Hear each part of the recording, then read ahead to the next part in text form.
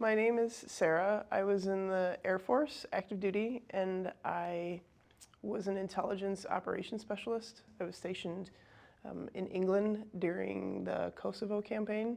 I was doing like basically wartime operations, so I was working around the clock. I had shift work, and I still enjoyed what I was doing. I mean, I thought it was important, but that was when some of the stuff that happened and the things that I was involved in started to bother me. Symptoms that I would have, even while I was still in service, were having nightmares while I was married.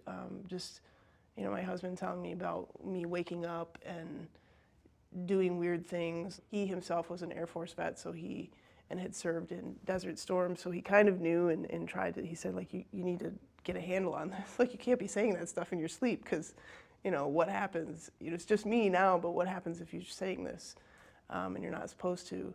So, but I really it was the culture of you kind of suck it up and you don't talk about the things that were going on. I remember being in England, in London, and I wasn't driving the car, my husband was driving the car, and I just had this panic attack where I just felt like I was surrounded and I couldn't explain what was going on.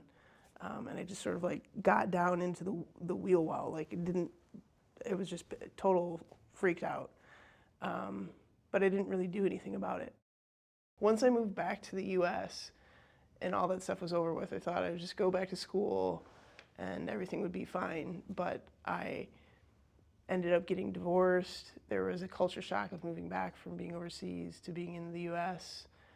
Just a culture shock trying to go to school. And even though I wasn't that much older than my peers in school, I was at a totally different maturity level. So it was really hard to relate to other people. I remained social, but I realized now, looking back, I was just trying to keep myself super busy so that I couldn't think about all the other stuff that was deep down that was bothering me. So it was actually several years later that I just started to fall apart. Like, I couldn't keep myself busy enough anymore. And I started messing up at work. I would be late, I was distracted, I couldn't stay focused. So I started going to see a therapist on my own. And somebody had actually, within a year of me getting out, had said that I had PTSD, but I just didn't want to hear that. This is a professional therapist, but I was, nope, don't want to hear that. I started isolating myself more and more, and the things that I found that used to make me happy, I just didn't want to do. I drank a lot. I did a lot of risk-taking behavior. I would blow up while I was driving and somebody would cut me off in traffic, and I would just act really inappropriately and drove dangerously. And I noticed that myself more and more, I was unable to control angry outbursts. So I actually took 3 months off from work and started seeing a therapist outside the VA once a week just to do talk therapy.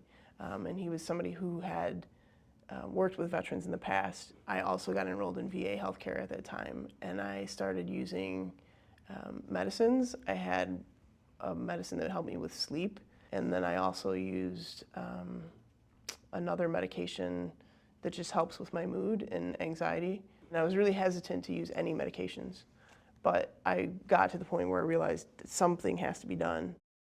Once I got into the VA and lost my insurance outside, the VA was able to make some accommodations for me and help get me through with just using one-on-one therapy. And then there was the one group that I did with other veterans who had specifically combat PTSD. And it was so good to just be in a group with other people you didn't have to explain yourself. You could just get down to, oh, this happens to me. Oh yeah, I have that happen too. This is what I do. And just share ideas of how you're supposed to cope, what the things that you can do. And then just having other veterans to go out with that helped me, it helped all of us really be able to get back out and do things in the community, do things with our family that we weren't able to do before. Just know that you're not alone. Like, never feel alone. Use the outlets that you have, the friends that you meet at a therapy group, the people that can help you, even if they're somebody you think, oh, I can't call them in the middle of the night. Just do it, because you'd be surprised at how many people are out there that really want to help you.